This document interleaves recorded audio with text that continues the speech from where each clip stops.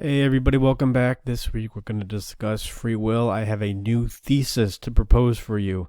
And I think this is important because, I think when people get into psychological issues, come across psychological issues, they implicitly accept one view of free will or lack thereof, namely compatibilism. I mean, this is the view of Stoicism. We'll get into it in this in this presentation. But if you implicitly accept a certain view of free will, then you're going to limit yourself. Now, I don't think people are accepting compatibilism explicitly, but I think emotional issues lead them to naturally ascribe to one version of free will, or whether we have free will or another. But it's still important to go over this, especially since a lot of the main voices today in modern academia, modern popular intellectual conversation, namely Sam Harris, Daniel Dennett, they don't give... I mean, I like that they're talking about free will, whether it exists, but they don't give a full picture of theories on free will. Yeah, based on the context of their argument, the compatibilist Daniel Dennett versus the determinist Sam Harris, I understand their debate, but I think the debate is a lot bigger than this. Yeah, and also I have a new view of free will. I think if you have a unified theory of psychology, or at least a new theory of psychology, and it doesn't automatically lead to at least a new way of thinking of free will, then it's probably not a new version of psychology. You're just rehashing old arguments. And to be honest, one of the best criticisms of my book was that I gave short shrift to the idea of free will. I go into a little bit in my book and I just kind of brush it away. I mean, ultimately, I think it is a philosophical issue, but look, there's a close tie between philosophy and psychology, and I think this philosophical issue in particular is solved not through philosophy so much, but through psychology. Now, maybe one day it will be solved through neuroscience. We will see. But given the information that we have now, it's going to be solved through psychology, specifically the philosophy of psychology. And we'll get into the neuroscience too. All right, let's get into it. First things, of course, animusempire.com/schedule. We do free 30-minute consultations. Just reach out. Let me know what's going on. I'll give you some perspective on your issue, let you know what I think would be the next right step for you, and I'll let you know how I can help. All right, outline. Part 1, context, the history of free will.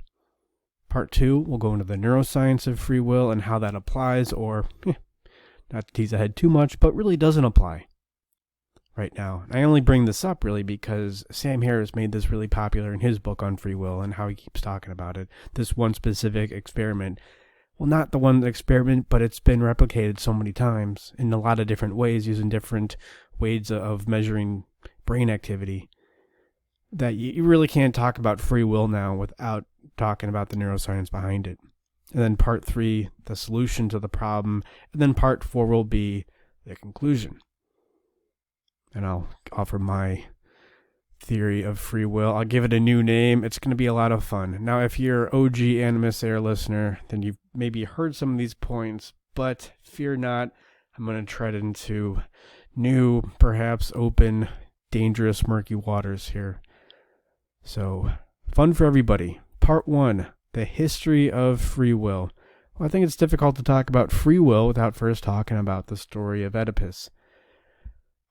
By Sophocles, king and queen of Thebes, right? And they have this son. Well, they don't name him Oedipus. I've actually never read it. I just know what other people have said about it. But there's this prophecy from an oracle that said, hey, your son, this prince, is going to grow up one day to kill his father, you, king of Thebes, and marry his mother, you, queen of Thebes. They're like, oh, this is terrible. So they send Oedipus away. I think that, they send him away to be killed. But just like in Snow White, the guy who's supposed to kill him, like the huntsman, who's supposed to kill Snow White, doesn't kill Oedipus. And I think he gets picked up by the king and queen of Corinth. Anyways, he solves the riddle of the Sphinx.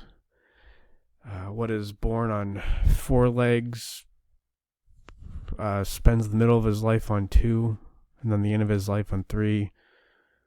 The answer is man. 3 meaning king, crawl, walk, cane. So he saves this one city, he saves Thebes. Right, yeah, so he goes back and he saves Thebes, and they anoint him king because he just ended up killing his father. He didn't know it was his father in some bandit raid on the open highway. Ends up burying his mother, they have children, and then he finds out from the oracle, oh, this is, you actually did end up killing your father, marrying your mother. The queen finds us out. How's that hacked? Summary of, I think that's pretty close, of Oedipus Rex.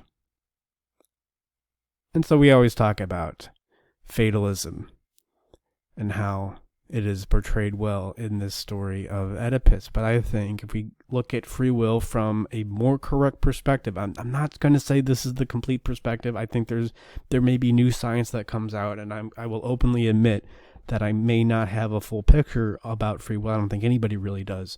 But given what we know, the best estimate will be this thesis of free will that I'm going to give, and I think it's going to shed new light on this story. With a new theory of free will, I think there will be a new interpretation of this. We often look back and think, well, the Greeks were just fatalists, and I think that's true. And I think that's one of the reasons that the ancient Greeks really didn't accept individualism, the extent that we can create our own identity from our own decisions. They didn't have a concept of that. They had an implicit concept of that, yes.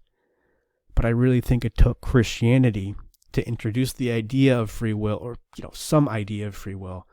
Christians don't really do a good job of defending free will how I will. But the Christians essentially came along and said, hey, look, you can save your own soul. The decisions you make matter. Now, maybe they matter in another light, but you can do it. And I think it took that idea, in a sense, if we think of ideas like genes, we'll call them memes. How about that? Has anybody used that word before? So if we look at genes like memes, then the idea of free will from Christianity came in as like this mutation. And it's up to us in the meme pool to integrate it. I don't think the original Christian idea of free will was correct necessarily, but that may have been helpful for moving Western philosophy along in a more beneficial direction. Again, not a Christian. I'm not, defending any particular faith here, but I think if you just look at it objectively, it did help in some respect. Not the original theory itself, but how it was integrated later on. Okay, anyway. So, a history of free will. Let's go over some ideas. So we'll come back to this. I'm just laying this out for context. We'll come back to this idea of Oedipus and incorporate a new theory of free will. Again, see how it can maybe change our perception of the story. Anyway, so Aristotle was the first one to really say something about free will. He really didn't say anything specifically about free will so much. One of his followers did. Well, not one of his followers about 500 years later. An Aristotelian said something more explicit about free will, but I think this is a summation of his point: is an action is voluntary if the subject knows the particulars of which that action consists. And he talks about this word character, and that I guess this is a good translation of it, but it keeps coming up, this word character. So in multiple translations of Aristotle's works, they're this character. So if an action is voluntary if it comes from your character. Now, does he really go in specifically what is the character from which this action occurs? Yeah, he does a little bit in Nicomachean Ethics, but not specifically. General guidelines on how to live, right? Nicomachean Ethics, this was for his son Nico.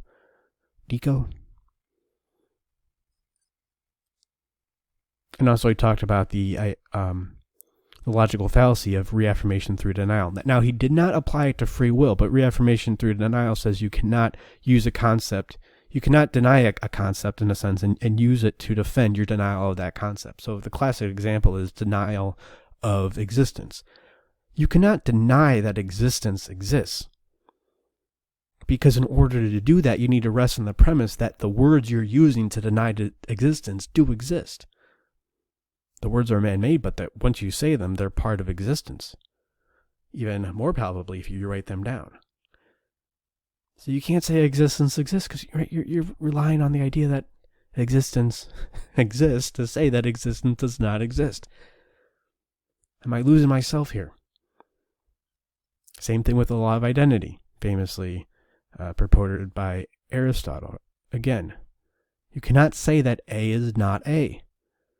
Because to say that A is not A, you're relying on the A and the not A in that argument being what they are in order to convey the fact that A is not A.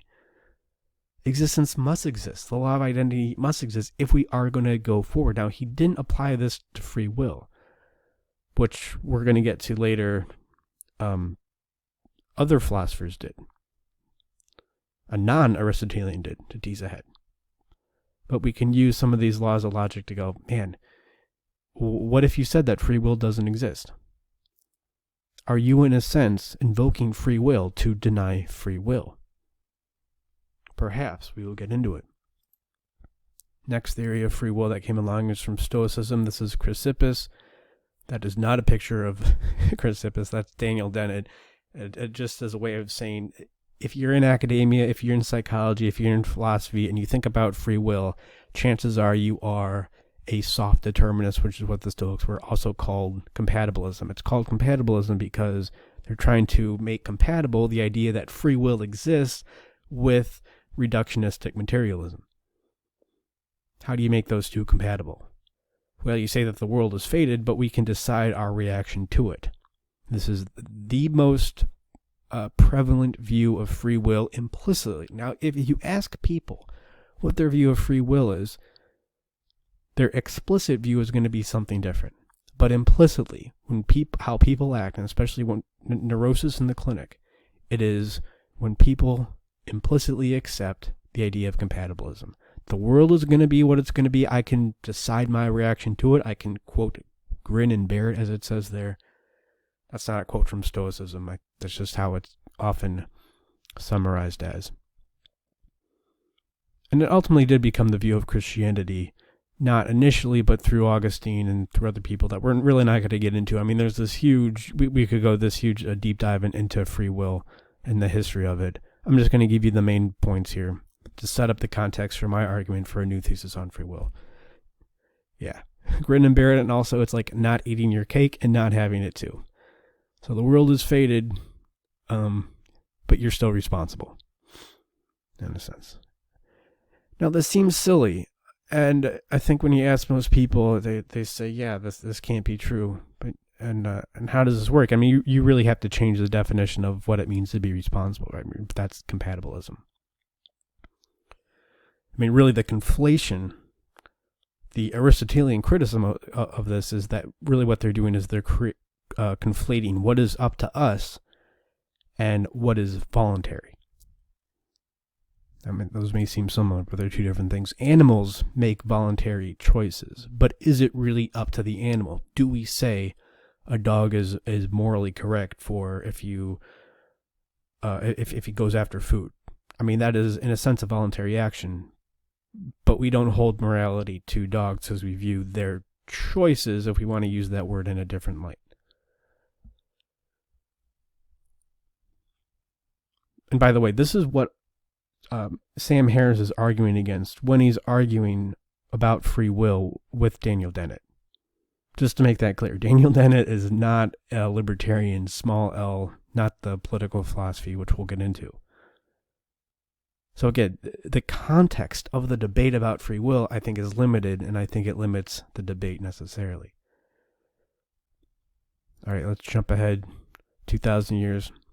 Schopenhauer, this is indeterminism. The idea that there is, the world is, so there is free will. There's not free will, there is a will though, and the world is indeterminate, not determined.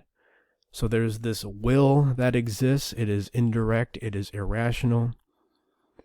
And famously, man is free to do what he wills, but he cannot will what he wills. This is ultimately derived from one view of Christianity, and also held by, famously, William James and Dostoevsky.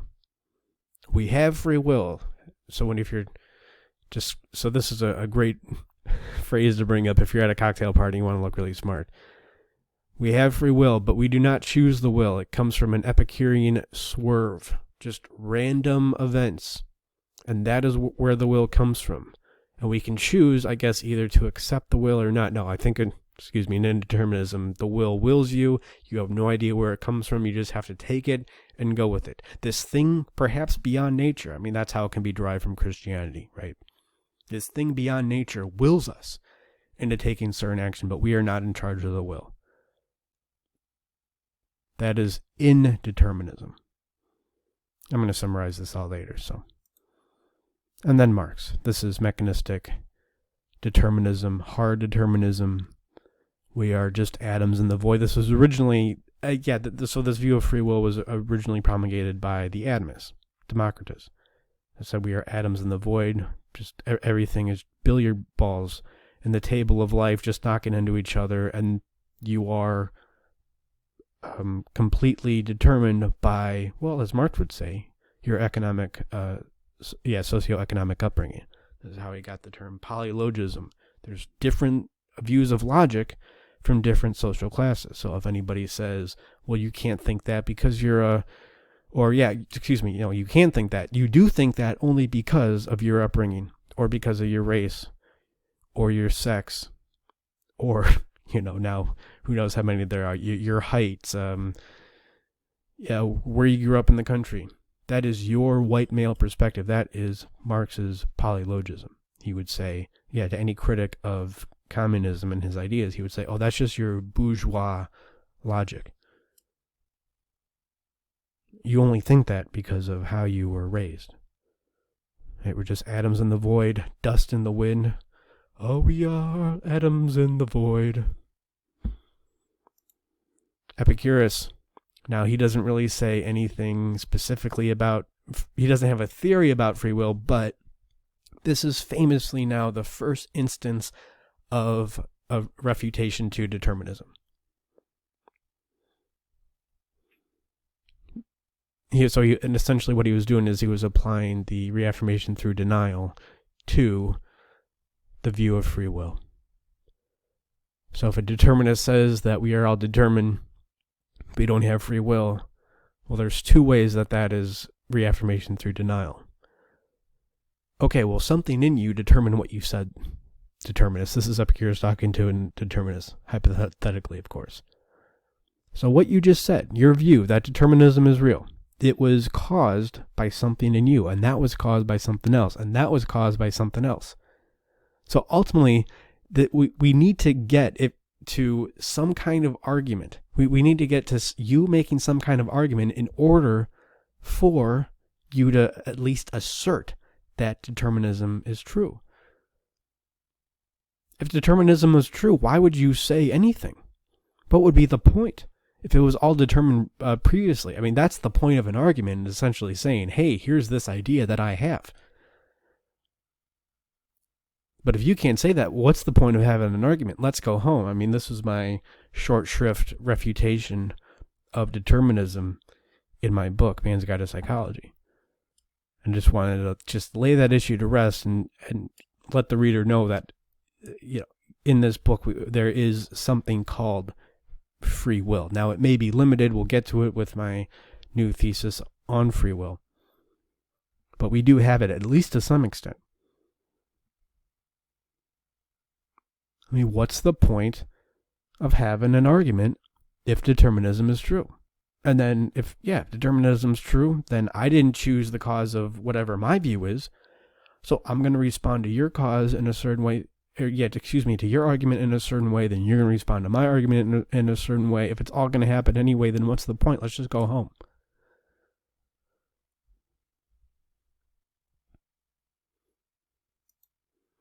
So here are the four main views on free will, just to summarize. We have determinism, everything's determined. Atoms in the void, dust in the wind, soft determinism, compatibilism. Determinism is true, but also we're free to take responsibility for it. Thanks, Stoicism. Indeterminism, events not caused deterministically. Free will doesn't exist, but a will exists. And then we have libertarianism. Metaphysical libertarianism, again, not associated with the Libertarian Party. We are not determined by previous events. I'm going to portray this in two more ways. And also, I just steal these charts from other websites, just so you know I'm not just making this up to make my argument look smart towards the end. So at the top there, free will. There is no free will, but reality is determined. This is hard determinism or just determinism. There is no free will, and reality is indeterminate. Hard indeterminalism. Indeterminism. I was just at an airport. Give me a break. And then we have a free will, and then reality is determined. This is compatibilism. And then reality not determined. We do have free will. This is libertarianism. Now, most people act like explicitly like they're libertarians on this, but really how they act in their life is compatibilism. And here's another way of saying it. I could have made this into a flowchart. I just, everybody says they're a visual learner. I am not. I like words. Stop making a picture out of everything. It was very difficult for me to make a picture out of emotions. Anyway, the first question when we're arguing free will, is it up to us whether to act? Libertarians say yes, determinism says no. But if you say no, then the next question is, can we be free if we're determined? If you say yes to that, then you're a compatibilist or soft-determinist. If you say no, you're a hard determinist, and that's where it ends.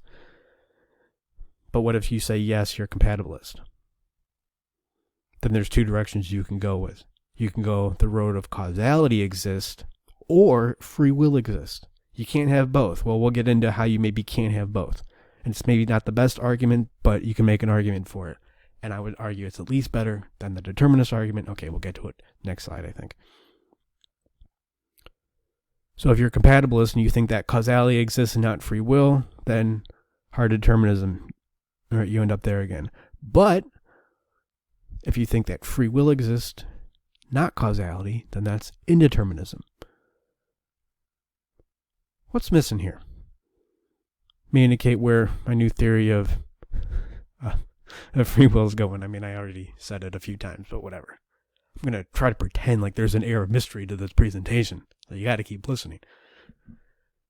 Yeah, what's lacking here? All the nuance seems to be in determinism, not the libertarian side. Again, maybe why a lot of the popular debates about free will now, at least from academia or popular academia, it's not a full context. Because Sam Harris and Daniel Dennett, they're arguing down here. And can we be free if we're determined? After you already say, is it up to us whether to act? You both answer no. What about this debate up here? Why is this not taken seriously? Well, it's not taken seriously for one primary reason, and that primary reason is, of course, Ben Shapiro. Right? Who does Sam Harris argue against? Ben Shapiro, the religious guy. So all Sam Harris has to do is refute religion, and then he refutes the idea of free will. The main dichotomy is the main either or is you can have a causality or free will, but you can't have both. But here's some arguments against this, or in favor of, you can actually have causality and free will. Yeah, okay, so a lot of the ideas of free will is why I was ripping on Ben Shapiro, is they come from religion. Well, God bestows us with free will. Yes, we recognize that free will is not a part of nature, but God bestows us with free will. But the problem with that is you need to accept the Judeo-Christian God as first existing, and that can be refuted using certain forms of logic. I'm not saying the God doesn't exist, the God image projected out as man, which I think is more important than how we perceive the traditional Judeo-Christian God. But in order to take Ben Shapiro seriously, you first have to accept God. And Sam Harris, just on a argumentative basis, can blow that out of the water. So he doesn't have to take it seriously, so he writes these books about free will, but it doesn't incorporate the full context of the discussion. I still think it's a great book to read, his book on free will, but it's just not a complete argument, that's all. But it could be the case that causality simply doesn't apply the same to consciousness as it does to matter. And this is first said by not Aristotle, but an Aristotelian about 500 years later. His name's Alexander. Not Alexander the Great, who was tutored by Aristotle. Alexander Aphrodisius. I do really prepare these presentations, but just some details I leave out. Anyway, just Just look up Alexander, View of Free Will, Aristotelian. Yeah. Cause doesn't apply the same to consciousness as it does to matter. Yes, effects have causes, but maybe man can choose the cause. A cause doesn't have to be a mechanistic, materialistic cause. And this is a good summation of his view. Just because something is caused doesn't mean it's necessitated. For some things are caused in us, man is a being of cause of his action. Man is the being that causes his own actions. What about this? And doesn't this kind of fall in line with what Aristotle was saying about character? Well, maybe we can't choose our decisions necessarily, but we can choose our character. And that character, in turn, informs our decisions.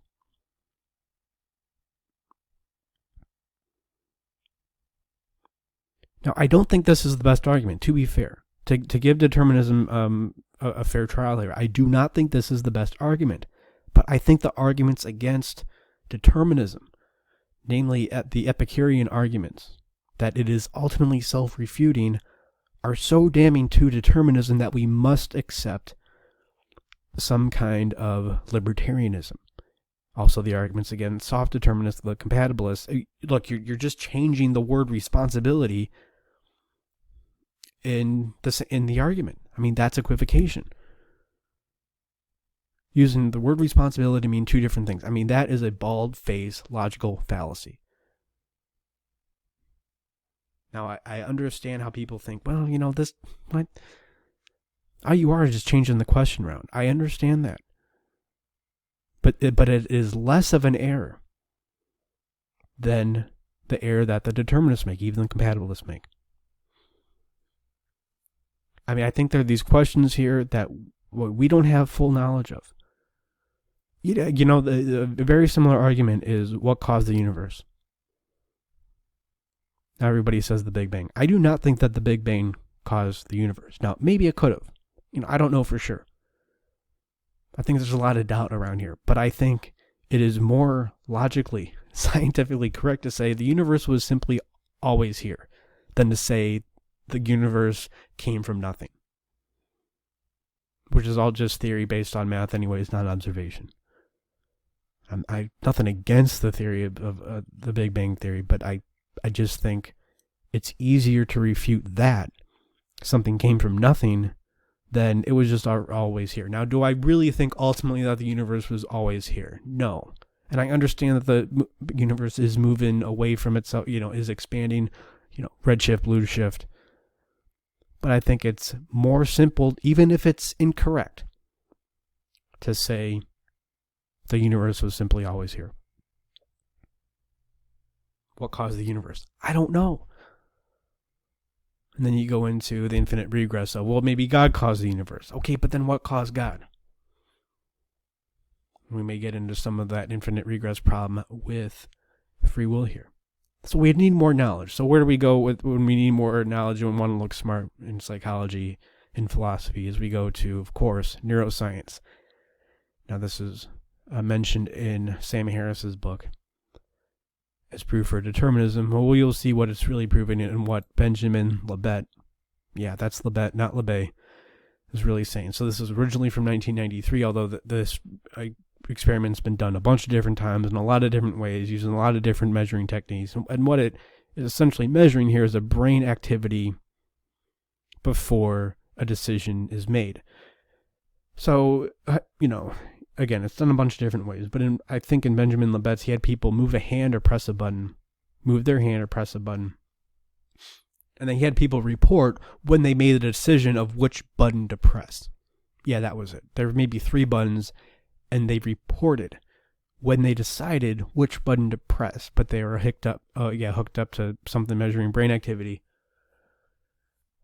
But they measure brain activity before you actually made a decision. So essentially there's something going on in your brain before you even think you're making a decision. Not before you move your hand. Obviously there would be brain activity before you move your hand. But when you make the decision to move your hand, before you move your hand, there's brain activity. So what are the results from this? What takeaways from this? The unconscious processes, apart from the subject, play a role in the decision. Brain activity measured 200 milliseconds before reported decision. That's from Lebet's original study. Yeah, more recently, unconscious decision was recorded even 7 seconds before participant was aware. So Sam Harris takes this, and a lot of determinists take this and go, well, this is clearly, right? You are not in charge of your decision. I mean, brain activity before a decision is made indicates that you are not in charge of the decision, and it's coming from somewhere else. You're just reacting in the moment and then taking ownership of it. Oh, I made that decision. Did you? Or are you just taking ownership of it? But there's some disputes here if we think about it. I mean, the first dispute, of course, in a lot of psychological studies, especially this one, is self-report. Do we really know when we first made the decision? And also, wait, what caused the unconscious decision? What caused the brain activity before the decision was made? Again, we have a problem with infinite regress here. The who created the universe problem. Where does that? Okay, so there's brain activity before something's made. Well, what made that? Well, then what made that?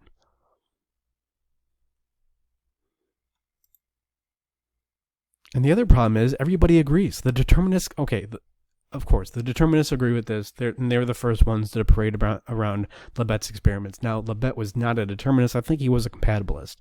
And he coined the term free won't, which is in a sense saying reality is determined, but you can choose your reaction to it. So maybe you can't make a decision necessarily because, again, reality is determined, but you can choose not to make a decision. You can essentially choose to regulate yourself.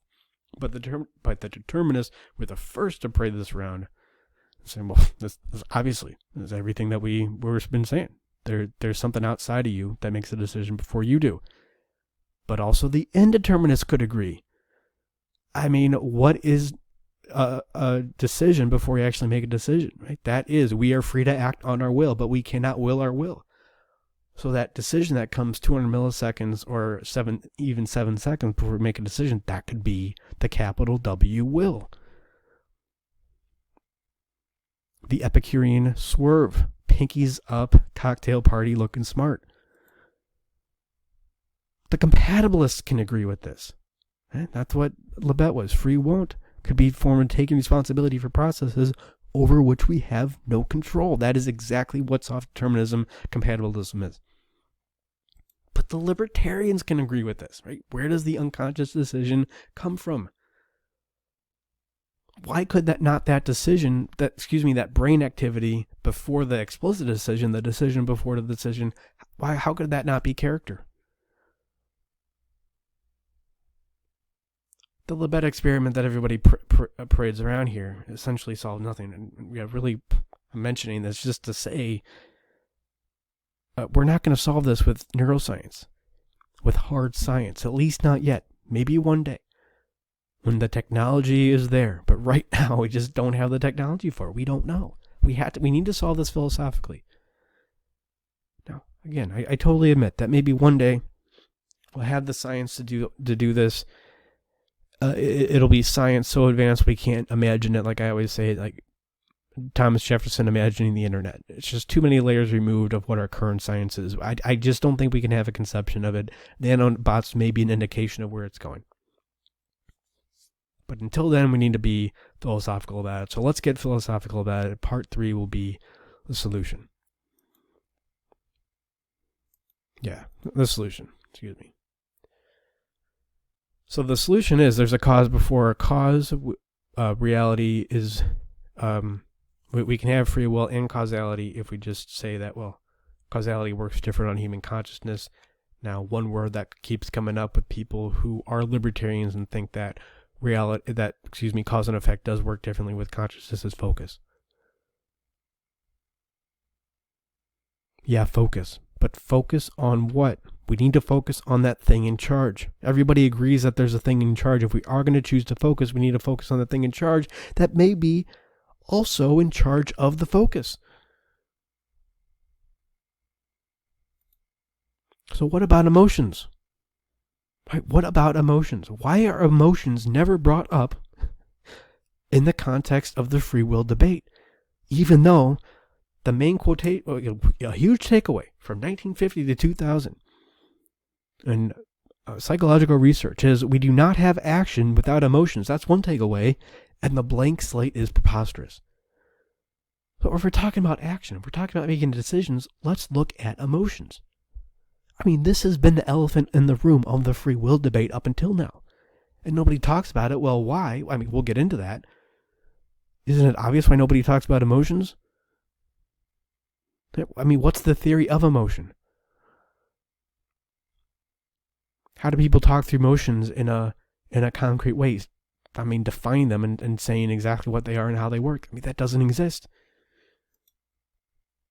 So here I introduce this term, neo-libertarianism. Now, there's already a term, soft libertarianism, which means something a little bit different than what I'm talking about. It's not worth going into. I mean, there's some articles online if you want to read up on it. Plus, I mean, soft libertarianism sounds like a guy with strange political views who needs Viagra. Am I right? Speaking of 2000, anybody alive and conscious around the year 2000? All the freaking Viagra jokes everybody was making, man, that got old real fast. But this is the obvious solution to the free will debate.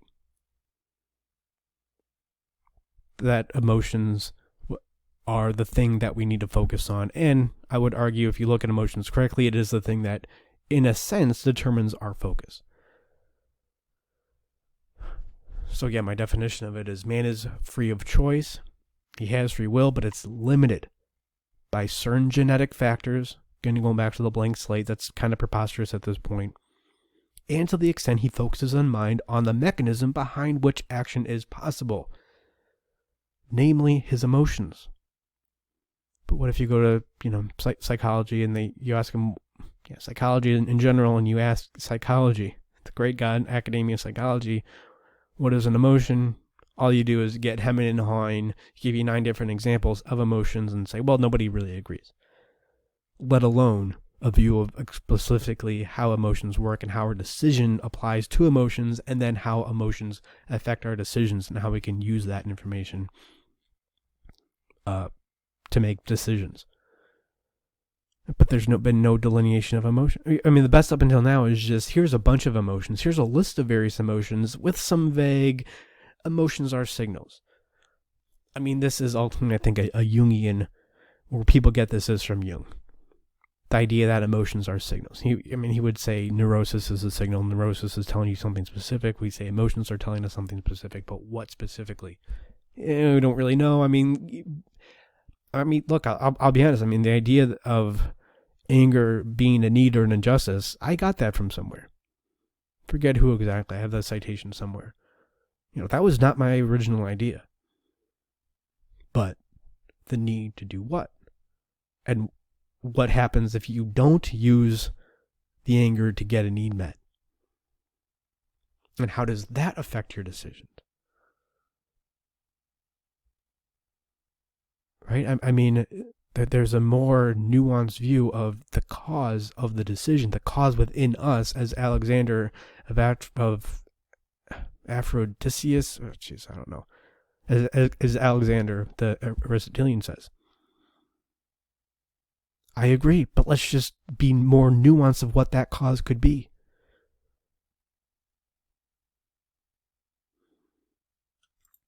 So part 4, conclusion. I mean, what's the takeaway from all this? Well, like I was saying, let's revisit the story of Oedipus. The oracle was right.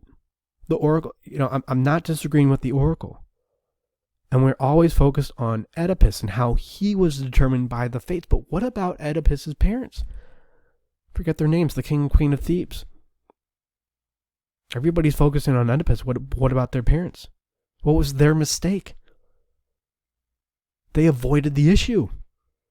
Yeah, your son is going to kill his father and marry his mother. This is the Oedipus complex. Right? What are stories? There's symbolism of what's going on in our psyche. I don't know exactly what Sophocles was thinking. But how could this story have been captivating to us for such a long period of time? As Freud, Jung, and Joseph Campbell would say, why? Because it's saying something true about us. Yes, the oracle was right. You're going to kill your father, marry your mother. But the mistake was to avoid the issue. I'm not saying it's just the parents' mistake. It was everybody's mistake. Oedipus is included. So there was this issue going on. You didn't confront the issue because you didn't understand it, because you don't understand how emotions work. And when you avoid the issue, of course, it comes back and affects you tenfold. Yeah, what made them affected by Oedipus's complex? They avoided it. They avoided the issue. So is this a story about how determinism is true, or is this a story about how we manage issues, namely our emotions, and how do we do that exactly? Of course, you know what the last two slides are going to be. Thank you guys for listening. This is an Animus anxiety diagram. If you want more information on this, I have videos. Here's the Inger diagram. You can go to animusempire.com/ebooks. You can download the ebook either in PDF format or on Kindle, and I'll leave it there. Animus@animusempire.com if you have any questions. And of course, animusempire.com/schedule free 30-minute consultations. Just reach out, let somebody know what's going on. Your life will get better. If you want to loosen up your free will, if you want to gain more freedom of the will, one thing to do, well, you got to manage emotions, and you can't really do that in a void, in a vacuum. It doesn't work. Learn more about that, of course, animusempire.com/ebooks, and I'll leave it there, guys. Thank you, and I wish you all the joy and pain. Yeah, all the joy and pain that comes from making good decisions, not making good decisions.